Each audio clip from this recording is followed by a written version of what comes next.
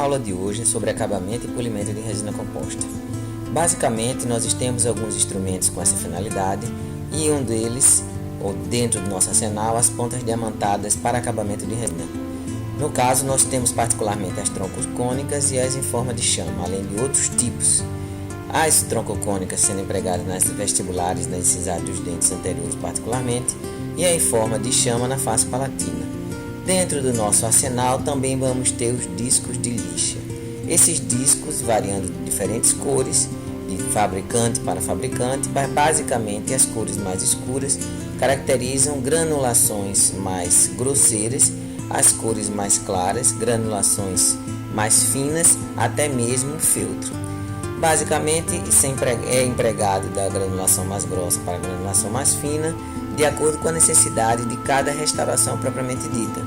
O que significaria essa necessidade? A rugosidade e a necessidade de anatomização dessas superfícies, caracterizando um efeito que se deseja da restauração na estrutura do dente, a chamada restauração imperceptível.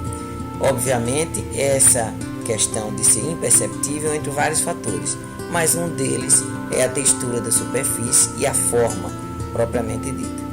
Essa aplicação não deve ser feita com pressão excessiva, pelo contrário, de forma intermitente, gerando o mínimo possível de pressão e, consequentemente, de calor. Essa situação deve se perpetuar durante todo o processo.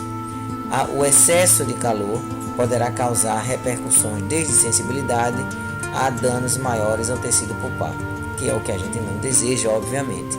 O emprego desses discos também tem que ser realizado com muito cuidado, especialmente para evitar acidentes tanto no lábio, propriamente dito, como nos tecidos gengivais. Nem em todas as áreas ele tem acesso, mas aonde ele tem e são especialmente utilizados seriam nas faces incisais e nas superfícies vestibulares. Temos ainda dentro do arsenal os discos de silicone abrasivos. Esses discos, e em diferentes formas, além do disco nós temos também a possibilidade em forma de chama e de taça, podem ser empregados também da mesma forma intermitentemente e consequentemente obtendo uma característica bem interessante, a estrutura da restauração.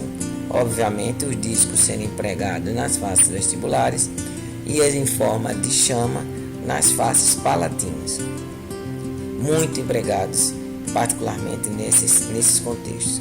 Além disso, nós temos a possibilidade ainda da utilização de discos de feltros que podem vir impregnados por pastas ou não. Esses materiais, dentro desse contexto que nós estamos discutindo, eles são empregados da mesma forma. Após a utilização de todo esse arsenal já citado anteriormente, de granulações mais grosseiras para as mais finas, seria basicamente para levantar o brilho propriamente da restauração. Para as áreas mais delicadas ou mais restritas e não menos importante, nós temos as tiras de lixa, que de diferentes larguras podem ser utilizadas, desde as larguras mais grossas até as larguras mais finas, que quando não adquiridas já desta forma mais fina, nós podemos afinal obter tiras finas utilizando uma tesoura. Ela é particularmente empregada na região cervical próximo à gengiva, evitando um excesso localizado nessa região, trazendo possíveis consequências ao tecido gengival. Obviamente, ainda pode ser empregado para um melhor polimento os discos novamente com pastas diamantadas, para que possamos obter um resultado final, sendo aplicado agora na região mais palatina, mas obviamente nessa área o emprego é menos efetivo, especialmente na região mais próxima da gengiva, como a região do cíngulo, por exemplo. Mas de qualquer forma, o emprego continua sendo necessário, tanto na face palatina quanto na face vestibular e incisal.